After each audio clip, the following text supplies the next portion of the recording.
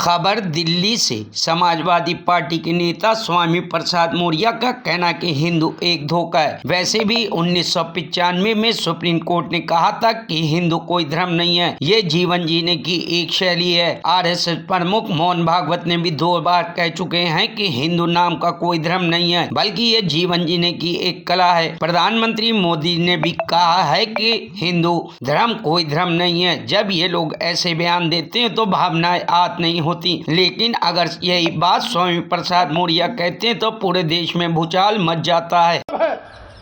हिंदू एक धोखा है।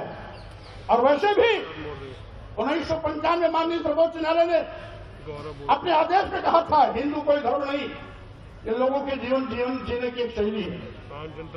यही नहीं, जो सबसे बड़े धर्म के ठेकेदार बनते हैं, आरएसएस के प्रमुख मोहन भागवत जी ने भी कहा है, एक नहीं 2 बार कहा, हिंदू धर्म नाम का कोई धर्म नहीं है, बल्कि लोगों के जीवन जीने की एक कला।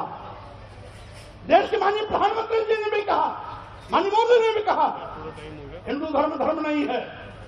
और अभी 1-2 महीने पहले माननीय गडकरी जी ने भी कहा, एक मीडिया कॉन्क्लेव में कहा। लेकिन इन लोगों के कहने से किसी की भावना आहत नहीं होती है।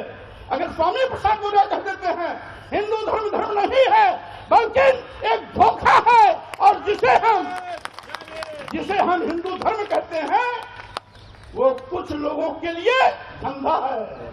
जब हम कहते हैं कि ये कुछ लोगों के लिए धंधा है, तब पूरे देश में भूचाल मच जाता है। लेकिन वही चीज अगर मोहन भागवत जी कहते हैं, माननीय प्रधानमंत्री नरेंद्र मोदी जी कहते हैं, माननीय गडकरी जी कहते हैं, तो किसी की भी भावना आहत नहीं होती। अगर वही चीज स्वामी प्रसाद मौर्य कह देते हैं तो लोगों की भावना इतनी कमजोर होती है कि उनकी भावनाएं आहत। Bureau report, news hub Bharat.